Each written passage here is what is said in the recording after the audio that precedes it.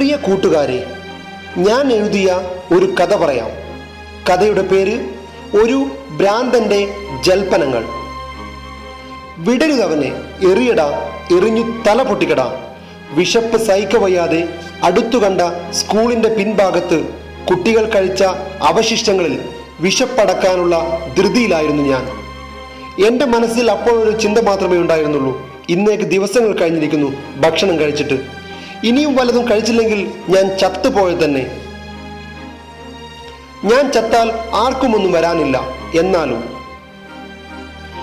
പാതി വിശപ്പടങ്ങിയെന്ന് തോന്നുന്നു. ഊര കഴിച്ചപ്പോൾ ഞാൻ അല്പമൊന്ന് നിവർന്നു. അതേ ഓർമ്മയുള്ളൂ. തലയുടെ പിൻഭാഗത്ത് ശക്തമായ എന്തോ വന്നടിച്ചു. ശരീരമാകമനമൊരു വിറയൽ. അറിയാതെ കൈ പിൻഭാഗം തടവി. രക്തം കൈകളിലൂടെ ഒഴുകി. മുൻപിലേക്ക് ആഞ്ഞ് ഞാൻ ഒരുവിധം നിവർന്നു തിരിഞ്ഞു. ഒരു പറ്റം കുട്ടികൾ കല്ലുമായി എന്നെ തന്നെ നോക്കി നിൽക്കുന്നു.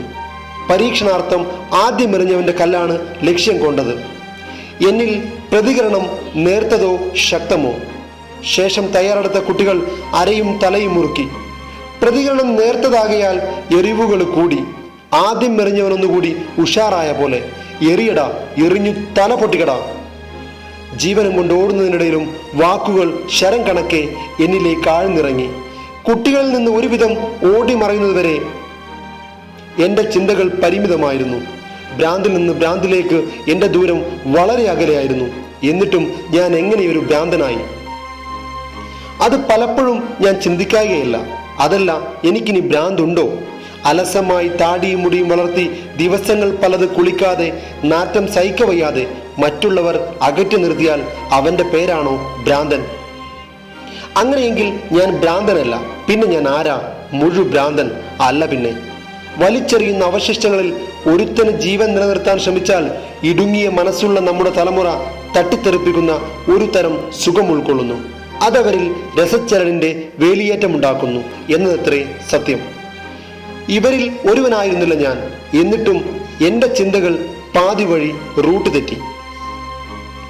സ്നേഹിക്കപ്പെടേണ്ടവരിൽ നിന്നും പ്രതീക്ഷിച്ചതിലും കൂടുതൽ നോവിൻ്റെ കയ്പനുഭവിച്ചു. എല്ലാം സഹിക്കാം, പക്ഷേ അവളും മറ്റുള്ളവരെ പോലെ ആയപ്പോൾ അതെനിക്ക് സഹിക്കാവുന്നതിനും അപ്പുറമായിരുന്നു. ആരായിരുന്നു അവൾ? ഒരുപാട് കാലം സ്നേഹിച്ചവളായിരുന്നില്ല. വീട്ടുകാരുടെ സമ്മതപ്രകാരം ആർഭാടമായി നടന്ന വിവാഹം. വന്നവർ എൻ്റെ കാതിൽ അടക്കം പറഞ്ഞു, കൊള്ളാം, നല്ല സെലക്ഷൻ തന്നെ. എൻ്റെ മനസ്സും പറഞ്ഞു, കൊള്ളാം, നല്ല സെലക്ഷൻ തന്നെ. ഒന്ന് ഇരുട്ടിയെങ്കിൽ. എന്തിന്? അതെ, ഒന്ന് ഇരുട്ടിയെങ്കിൽ. പ്രതീക്ഷകൾക്ക് അവസാനം എന്നോണം പകല് രാത്രിയോടടുത്തു. വാരിപ്പുണരാനുള്ള വെമ്പൽ എന്നിൽ തിരമാലകളുടെ വേഗത സൃഷ്ടിച്ചു. മണിയറയിൽ പാൽ ക്ലാസുമായി വന്നവൾ കതക് ചാരി അടുത്തേക്ക് വന്നു.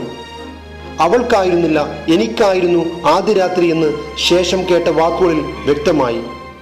കൂസലില്ലാത്ത അവളുടെ മട്ടും ഭാവവും. പറഞ്ഞു തുടങ്ങിയത് ഇങ്ങനെ: ഏട്ടാ, അല്പം മാന്യത. എനിക്കല്പം സംസാരിക്കാനുണ്ട്. എൻ്റെ പൊട്ട ചോദ്യം: ഇപ്പോഴോ? നീ വന്ന് കിടക്കാൻ നോക്ക്. അതല്ല ഏട്ടാ, വീണ്ടും മാന്യത. ഒരു പക്ഷേ രാവിലെ അത് പറയാൻ പറ്റിയില്ലെങ്കിലോ?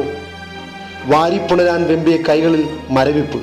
വികാരം വിചാരങ്ങൾക്ക് വഴിമാറി. ശരീരത്തിൽ എവിടേക്കോ തണുപ്പ് അനുഭവപ്പെട്ടു. അവളുടെ വാക്കുകൾക്ക് വേഗതയേറി.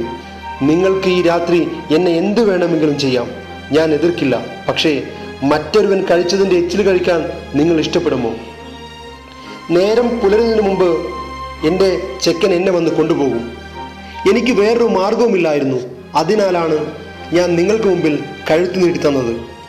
അവൾ വാദോരാതെ സംസാരിക്കുന്നുണ്ടായിരുന്നു. പക്ഷേ എവിടെയോ വെച്ച് എൻ്റെ മനസ്സെന്ന പട്ടത്തിൻ്റെ നൂലറ്റുപോയി. ഞാൻ തളർന്ന് കട്ടിലിൽ വീണു. ഇടയ്ക്കെപ്പോഴോ തിരികെ വന്ന ഓർമ്മകളിൽ ഞാൻ തപ്പിത്തടഞ്ഞു. കേട്ടതൊക്കെയും ഒരു ദുസ്വപ്നമായിരിക്കണേ. ദിവസങ്ങളോളം മെൻ്റൽ ഹോസ്പിറ്റലിൽ കിടന്നു. ഇടയ്ക്കെപ്പോഴോ വരുന്ന ഓർമ്മകളിൽ പഴയ കാര്യങ്ങൾ എന്നിലേക്ക് തികട്ടി വരും. അപ്പോഴൊക്കെയും ഞാൻ മുഴുഭ്രാന്തൻ്റെ ചേഷ്ടകൾ പ്രകടമാക്കും. വീര്യം കൂടിയ ഇഞ്ചക്ഷനിൽ ശിഷ്ടസമയം തള്ളി നീക്കും. ഏക മകൻ്റെ വേദനയിൽ മനംനൊന്ത് എൻ്റെ അമ്മ തളർന്നു വീണു. പിന്നീട് എപ്പോഴോ അറിഞ്ഞു ഹോസ്പിറ്റലിൽ കിടന്ന് അവർ നീറി മരിച്ചെന്ന്. ഭൂമിയിലെ എൻ്റെ ഏക കണ്ണിയും അകന്നുപോയി. ഒരു ദിവസം ഭ്രാന്താശുപത്രിയുടെ ഗേറ്റിൻ്റെ വാതിലുകൾ എൻ്റെ മുൻപിൽ മലർക്കെ തുറന്നു. എന്നെ പരിചരിച്ച് ഹോസ്പിറ്റലുകാർ മടുത്തെന്ന് തോന്നി. ഇന്ന് ഞാൻ അലയുന്നു ലക്ഷ്യമില്ലാതെ, ഏറെ കൊണ്ടുകൊണ്ട് ഒരിക്കലും ഉണങ്ങാത്ത മുറിവും പേറി. കഥ നിർത്തട്ടെ. ഷംസുദ്ദീൻ തോപ്പിൽ.